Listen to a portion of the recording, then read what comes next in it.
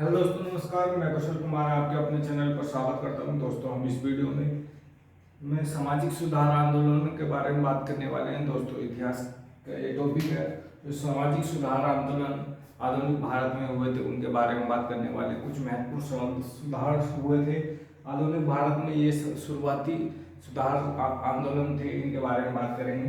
ये सभी SSC CGL video री एग्जाम के लिए बहुत महत्वपूर्ण है और ये डायरेक्ट पूछे जाते हैं कि सुधार आंदोलन किसने कब और कब क्यों किया था। दोस्तों, सबसे पहला सुधार आंदोलन हुआ था शिशुवध प्रतिबंध जो हुआ था, जो बंद हुआ था, शिशुवध प्रतिबंधित जो हुआ था वो किसके द्वारा हुआ था? तो लॉर्ड वेंजिली के द्वारा हुआ था। किसके द्वारा? तो लॉर्ड वेंजिली के द्वारा हुआ था। शिशुवध प्रतिबंध जो हुआ था लॉर्ड वेंजिली के द्वारा हुआ था। ये हुआ था 1804 ईस्वी में। कब हुआ था? 1804 ईस्वी में।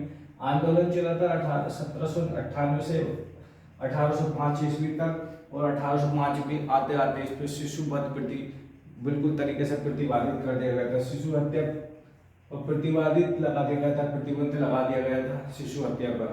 दोस्तों, अगले महत्वपूर्ण सुधार था सती प्रथा प्रतिबंध। जो सती प्रथा को एकदम प्रतिबंधित कर दिया गया था, वो कर दिया गया था लॉर्ड विलियम बेकेटिन के द्वारा। किसके द्वारा? लॉर्ड विलियम बेकेटिन जो गवर्नर जनरल था, इसके द्वारा बिल्कुल प्रतिबंधित कर दिया गया था। सती प्रथा को प्रतिबंधित कर दिया गया था। सती प्रथा आंदोलन जो सपोर्ट किया था, सती प्रथा आंदोलन को सपोर्ट किया था राजा राम मोहन राय के द्वारा सपोर्ट किया गया था। किसके द्वारा किया गया था? राजा राम मोहन राय के द्वारा सती प्रथा को शुरुआत किया गया था या सती प्रथा का सपोर्ट किया गया था। वो लॉर्ड विलियम बेकेटिन के प्रयासों से ये 1829 ईस्वी में 1829 ईस्वी में सती प्रथा को समाप्त कर दिया गया था। 1829 ईस्वी में सती प्रथा पूर्ण प्रतिबंध लगा दिया गया था और लॉर्ड विलियम बेकेटिन के शासनकाल में। अगला महत्वपूर्ण सुधार आंदोलन था दास प्रथा। क्या? दास प्रथा प्रतिबंध। दास प्रथा प्रतिबंध को करा था लॉर्ड एल्वरो ने। किसने? लॉर्ड एल्वरो के द्वारा सती प्रथा को पूर्णतः प्रतिबंधित कर दिया गया था। लॉर्ड एल्वरो के द्वारा जो 1843 ईस्वी में इसको प्रतिबंधित किया गया था। कब किया गया था? 1843 ईस्वी में प्रतिबंधित किया गया था दास प्रथा को। किसको? दास प्रथा को 1843 ईस्वी में लॉर्ड एल्वरो के द्वारा प्रतिबंधित कर दिया गया था। यह प्रतिबंधित किया गया था 1833 के चार्टर एक्ट द्वारा।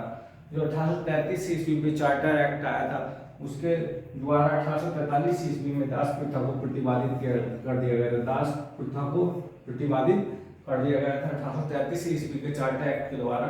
1843 ईस्वी में दास प्रथा को समाप्त कर दिया गया था। अगला महत्वपूर्ण सुधार था हिंदू विधवा पुनर्विवाह। कौन सा? हिंदू विधवा पुनर्विवाह जो ईश्वरचंद्र विद्यासागर के प्रयासों से शुरू किया गया आंदोलन था। ईश्वरचंद्र विद्यासागर ने इस आंदोलन को प्रोत्साहन दिया था, हिंदू विधवा पुनर्विवाह आंदोलन को। और ये लॉर्ड कैनिंग के द्वारा इसकी अनुमति दी गई थी। जो गवर्नर जनरल था लॉर्ड कैनिंग, उसके द्वारा इसकी अनुमति दी गई थी। और ये अनुमति दी गई थी 1856 ईस्वी में। कब दी गई थी? 1856 ईस्वी में हिंदू विधवा पुनर्विवाह योजना जो आंदोलन था इसकी अनुमति दी गई थी। विधवा विवाह की अनुमति 1856 ईस्वी में लॉर्ड कैनिंग के द्वारा दी गई थी। किसके द्वारा? लॉर्ड कैनिंग के द्वारा दी गई थी। और ये हिंदू विधवा जो आंदोलन चालू हुआ था वो होता है ईश्वरचंद्र विद्यासागर के प्रयासों से। अगला दोस्तों महत्वपूर्ण जो अधिनियम था या सुधार था, सामाजिक सुधार था, वो था नेटिव मैरिज एक्ट। क्या? नेटिव मैरिज एक्ट जो शुरू किया गया था नॉर्थ ब्रुक के द्वारा। किसके द्वारा? नॉर्थ ब्रुक के शासनकाल में। नॉर्थ ब्रुक के जो गवर्नर जनरल था नॉर्थ ब्रुक 1872 ईस्वी में। जो 1872 ईस्वी में इसकी अनुमति मिली थी अंतरजातीय विवाह के लिए। किसके?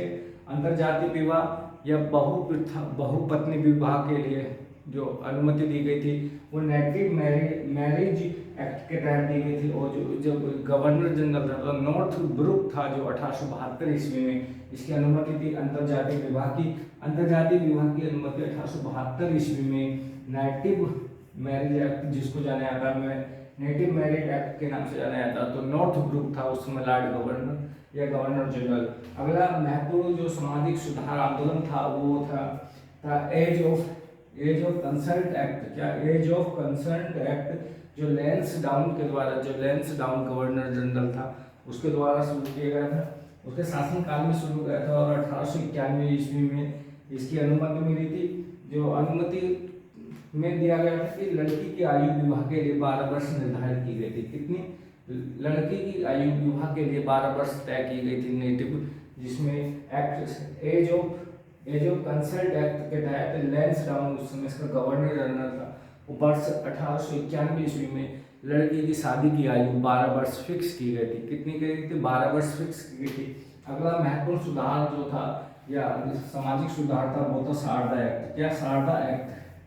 शारदा एक्ट जो शारदा एक्ट लॉर्ड इरविन के शासनकाल में आया था। लॉर्ड इरविन के शासनकाल में शारदा एक्ट आया था और ये आया था 1930 ईस्वी में। कब आया था?